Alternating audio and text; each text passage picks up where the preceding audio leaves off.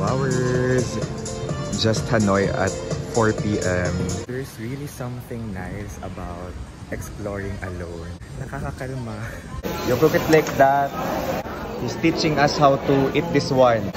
Oh, so that's how you do it. Wala pa akong nakitang Family Mart or 7-Eleven dito. Pero may Family Mart. We found it. Let's go. Our salty milk coffee. Ang ano dito, ang relaxing. Thank you. Are you students? Yeah, we are studying university. Ay, university. Can I get a heart? Thank you. Can I get a heart? Thank you. So itong ice cream daw ay part of every Vietnamese childhood. Is the Philippines beautiful? Yeah. Oh, thank you so much. I love it. I'm also enjoying Hanoi. Xin chào! Nandito tayo ngayon sa Hanoi, Vietnam. This is Dave and I'm the Kuripot Traveler on Facebook. It's Sunday. Malapit ang lunch and today we're gonna explore Hanoi alone. So ang una nating pupuntahan ay of course one of the most famous restaurants here in Hanoi kasi mayroon siyang, it's part of the Michelin Guide here in Old Quarter. So may Bib Gourmand, I'm not sure if I'm pronouncing it right, may Bib Gourmand ano siya. Recognition, value for money na pagkain. So this is Hanoi on a Sunday. There's a train there. And ito yung tunog ng Hanoi at 12, almost 12 noon.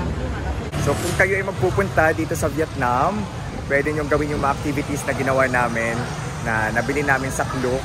Ito-comment ko yung link sa baba, okay, na mga activities and items na binili namin sa Klook.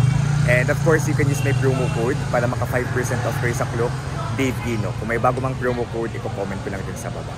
Kasi mas nakakatipid tayo kapag bumibili tayo ng stuff prior to our trip. Okay, let's go and explore some more. Nakakatuwa din mag-explore mag-isa kasi sa whole stay natin dito sa Hanoi, we were with our friends. Of course, it's fun to be with friends, pero minsan, di ba? I think it's also nice na lumayo-layo, di ba? At mag-isa para mas maramdaman natin yung Hanoi nang mag-isa tayo. Nasaan na siya? Yanglong. Ay, ito ba yun? I think ito yun. So, it's 3 minutes away from our accommodation. Mali yung una kong tinuro sa inyo. Kasi parang medyo under construction siya. Nandun talaga siya sa tapat, yung Chaka Panglong. And then may buncha, may mga cafe around. So nandito tayo ngayon sa Chaka Panglong. So nabasa natin sa internet, they serve the best Chaka dito sa Hanoi. So when we say Chaka, ito po ay turmeric grilled fish. Oh, it's there. Yeah, thank you. Oh, thanks. Ayun na po. So this is for one only. So meron silang set menu, Chaka fish roll na 2 pieces. Yung fish, na dinadagdagan ng gulay-gulay. Spring rolls. I mean spring onion. So again, this one, it's a Michelin recognized restaurant here in Old Quarter in Hanoi. Thank you. So it's worth 176 Vietnamese dong per person. May Chaka ka na, may fish spring roll ka pa. Alright, you cook it like that. And then where do you put that? Here. Oh. He's teaching us how to eat this one. That Chaka. One of the unique specialty of Vietnam na nag-originate dito sa Hanoi. Okay, okay. Oh, so that's how you do it. Okay. Thank you. Come on. And then this, put it here? Okay. You put it here. Oh. Thank you. Come on. Okay, let's eat. Let's dig in. Ang bite ng stuff dito. Talagang tinuruan pa ako paano siya kainin. And pinicturean pa ako na nag-request ako for a picture. Para pang thumbnail sa vlog. So ito, we have here grilled fish. I mean, fish. Catfish ata to. Tapos may turmeric siya. Let's try this. As a fish lover, I love it. In the past few days, puro tayo beef and pork. It's different now na we have fish. So we have different dito, side dish. May mga gulay-gulay, tapos ito Vietnamese tea, hot, and then peanuts, and then noodles, and then spring rolls. And then ito, yung fish and turmeric. And then ito pa. Hindi siya nasusunog ha. It's 12 and hindi siya fully jam-packed. I mean, jam-packed siya pero may naupuan pa rin naman tayo. Of course, let's also try the Vietnamese lumpia or spring roll. Kapag kayo magpupunta ng Vietnam, isa din ito sa mga dapat yung matry. Nakakain na tayo nito in our stay in Hanoi and masarap. Okay? And yung pala, yung chaka. Yung friends ko kasi takot kasi baka kakaiba or baka maanghang. Hindi siya maanghang. Okay, saktong taste lang ng turmeric and masarap siya, okay? We have to be adventurous in terms of food kapag nagpupunta sa ibang bansa so that we can really taste, the taste of the country na pinupuntahan natin. For this taste of Vietnam. Yay! Maraming gulay. Tapos may meat. Okay, meron ditong list ng mga restaurant na may nakasama sa Michelin Guide. Ito siya. Shaka Thang Lo. Alright guys, so we just had a wonderful meal dito sa Shaka Thang Lo. So again, a Michelin recognized restaurant. Kasi dito sa Hanoi, ang daming restaurants or kainan na talagang recognized ng Michelin. So it's really amazing. It says a lot about how delicious yung mga Vietnamese food. And isa sa mga dapat talaga ninyong gawin kapag visit kayo sa Vietnam ay try out yung mga authentic na Vietnamese food. And so far, ito yung natin. So far, yung chaka, okay, chaka na considered as food of Hanoi, yung favorite Vietnamese food na na-taste ko dito sa Vietnam. Yun din yung pinakamahal na natikman ko dito. So, yung chaka plus the tea, it's around 465 pesos. Kasama na yung 8% na na VAT. Pero very solid. Okay, itong pinakamahal na nakain ko dito, around 400 plus. Pero alam mo kung magpupunta tayo sa ibang bansa, just like in Japan, super mura na ng 400 plus. Kasi Vietnam, relatively, mas mura yung mga pagkain, mga bilihin as compared sa ibang bansa na napuntahan natin. Lalo na sa mga European countries, super mura nitong 400 plus. Kung magpupunta kayong Vietnam, itry nyong i-search yung mga must eat, where to eat na restaurants, tapos yung mga must eat na mga authentic Vietnamese food. Kasi ang dami, nakaka-overwhelm, lalo na dito sa Old Quarter kung nasaan tayo ngayon. Menu din pala, may isang testimonial, yung isang vlogger from 2004, and sabi doon, Hanoians say that, hindi to verbatim, once in our life, matikman natin itong dish na chaka before we leave the world. Okay, itong considered na Hanoi dish, food of Hanoi. Masaya ako na natikman ko siya in this lifetime. Ayoko pang mag-leave ng world kasi marami pa tayong gustong explore na pagkain all over the world. Pero ang saya na natikman ko siya dito mismo sa heart of Hanoi. Ang funny pala nito, Family Mart. So guys, yung lack of convenience stores na global brand such as 7-Eleven, Family Mart, very noticeable siya dito. Wala pa akong nakitang Family Mart or 7-Eleven dito, pero may Family Mart.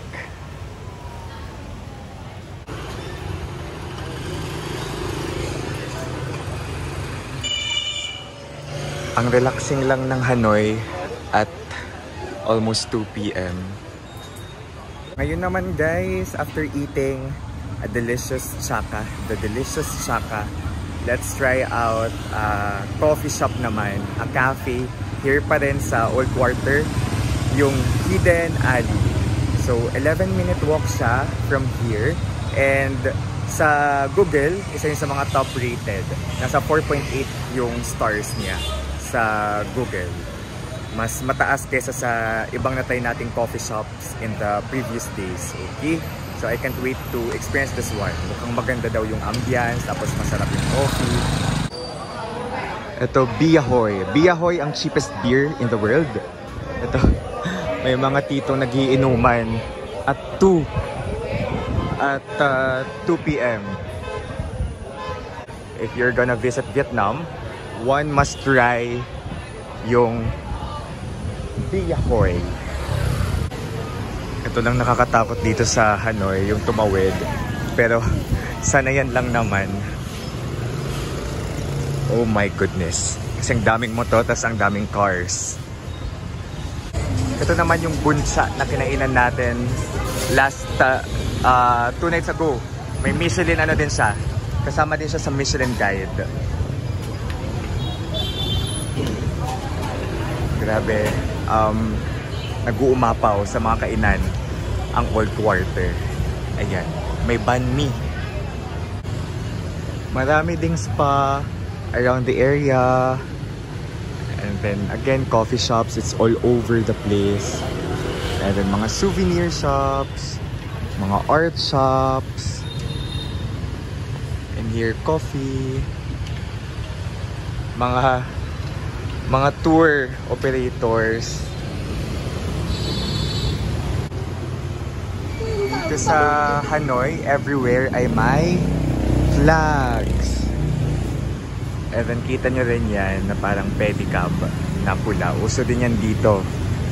Pwede mo rin yan magamit for tours.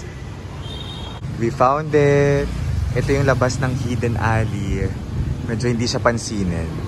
Kasi mukhang hidden nga siya. Let's go. Hidden Alley. Nakakatuwang pumasok sa mga ganitong coffee shop na hindi pansinin. Tapos makakakita ka na lang ng surprise. Kasi maganda. Oh, okay. It's here. Tara. Let's go.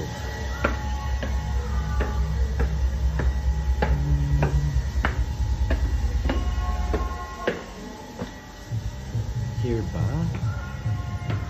I think it's here. We are open.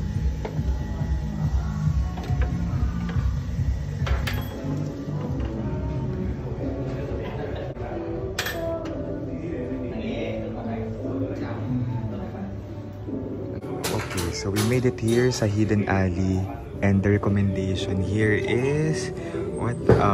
Baucan? Baucan, okay, Baucan salty milk coffee. Alright, 1 salty milk coffee. Yeah. Is it okay to stay there? Is there a seat there? It's if you so you can. Akit tayo guys. Oh, yeah. It's nice here. Thank you. Hi. Sure. Thank you. This is salty, what do you call it? Salty milk coffee. Thank you. Thank you. Ang ano dito, ang relaxing, ang calming. So sa baba ay aircon, dito naman sa taas, of course, it's an alfresco or open area. And napansin ko para mga students yung staff dito. So it's nice. Sino ko mga nagpa-part-time. Baby girl and baby boy. So we ordered salty milk coffee. Yun yung recommended dito no baby boy na nasa bar area. Meron din sila dito mga cocktails. Oh my god. Ang sarap. First time ko makatikim ng ng something like salty milk coffee. It's worth recommending. Sarap dito sa Hidden Alley. Ito yung mga type ko sa mga Vietnamese coffee shop.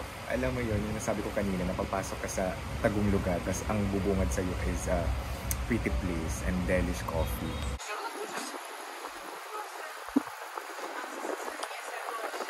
May mga foreigners dito, guys.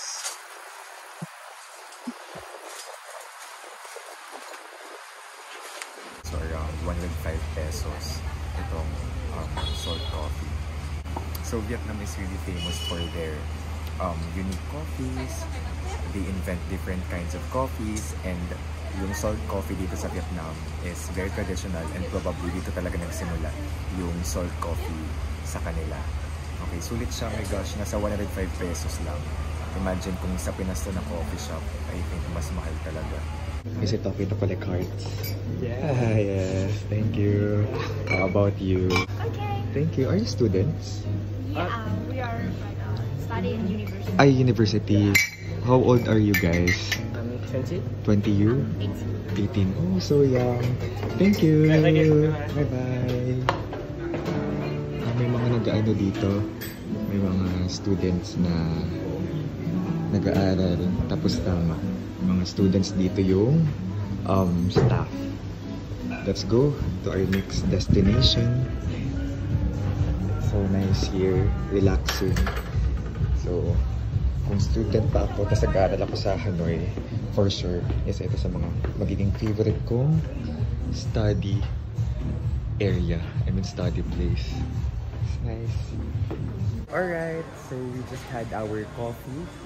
Salty milk coffee. It's a must-try coffee kasi kakaiba siya, diba? I don't think nakakita ko ng salty milk coffee in the Philippines.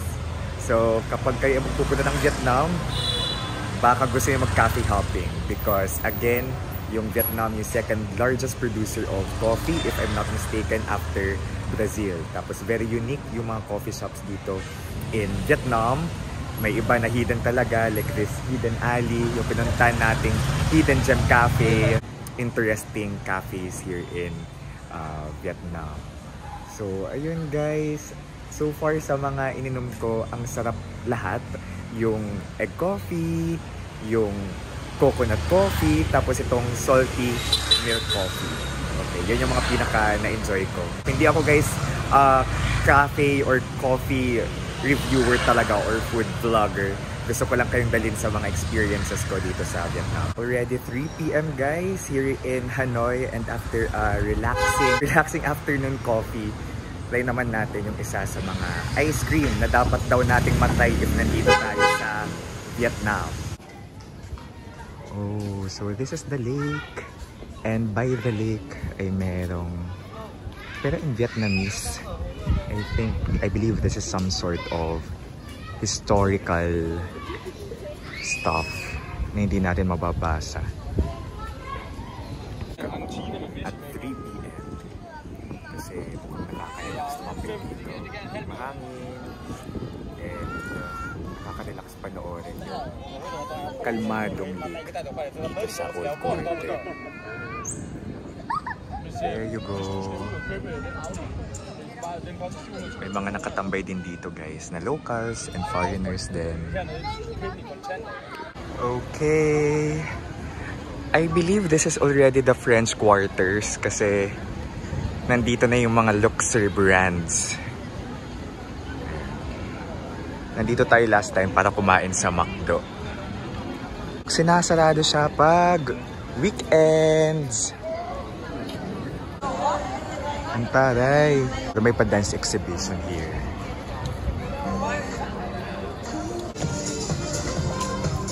Flowers. Just Hanoi at 4 PM.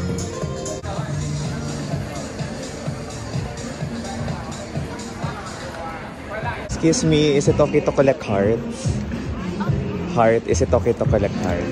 Yes. How about you? Thank you. Hello, is it okay to collect heart? Thank you. Thank you. Hello, can I get a heart? Thank you. Can I get a heart? Thank you. Can I get a heart? Thank you. Alright. We found it. The Kem Trang Tien. So this is the must-try ice cream here in Vietnam since 1958. Ano kayang bestseller dito? Vanilla ating nabasa ko eh. Pila tayo guys dito. Pinipilahan talaga siya. Alright, our ice cream is here. It's worth 15,000 dong. Tikman natin itong Trang Tien ice cream since 1958. Ito yung binibili ng mga tao, so ito yun na lang din yung binili ko. So itong ice cream daw ay part of every Vietnamese childhood. A timeless dessert for the Vietnamese people. Meron ding stickerized ice cream dito.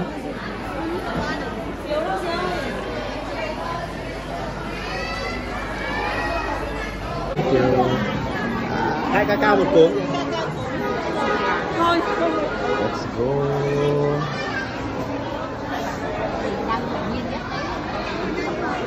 You are vlogger? Yeah, I vlog. I vlog the Philippines. Yeah, Nice to meet you. I also have some friends in Philippines. In the Philippines. Mindanao. Mindanao. So you know Mindanao. Manila. Manila also. Alright. Ah, you've been there? Yeah. Oh, okay. And one island. Cebu? No, Bohol. Bohol. Is the Philippines beautiful? Yeah. Oh, thank you so much. I love it. I'm also enjoying Hanoi. Yeah. So how long you here? We've been here since Wednesday. Wednesday? And we're going home tomorrow. Oh. Yeah. So now I'm exploring and I tried this one. Only in Hanoi. Hanoi, we went to Ninh Binh. It's so beautiful Ninh there. Binh. Ninh Binh, Yeah, right? yeah, Ninh Binh. And of course, Halong Bay. Ah. Yeah, it's really beautiful there. I love your country. It's so beautiful. And I'm so sad. I will go home tomorrow. Yay! Thank you. How about you, baby girl? Thank you. Thank you so much, guys, sa pagsama sa atin today dito sa Vietnam sa ating solo adventure. Masaya ako, nagawa ko yung mga gusto kong gawin, kumain ng local na dish, kumain ng dessert, mag-cafe. Ito yung mga bagay na dapat ninyong gawin dito sa Hanoi, Vietnam kung kayo magpupunta dito. Talagang na-inlove ako sa city na to, sa stay natin dito. And this is a must visit ancient city, guys, yung Hanoi here in Vietnam, the capital city. So guys, this is Dave, the Kuripot Traveler, and I will comment down below yung mga links to the activities na ginawa namin dito sa Vietnam. And of course, may promo code sa baba. And guys, let's live our best life here from Hanoi, Vietnam. Bye-bye!